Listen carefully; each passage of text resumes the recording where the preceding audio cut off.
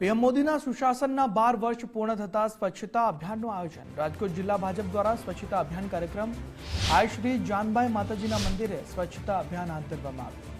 મંત્રી જીતુભાઈ વાઘાણી સ્વચ્છતા અભિયાનમાં જોડાયા। જિલ્લા ભાજપ અધ્યક્ષ અલ્પેશભાઈ ઢોલરિયા પણ જોડાયા। સાફ સફાઈ કરી સ્વચ્છતાનો પોઝિટિવ સંદેશ આપવામાં આવ્યો છે।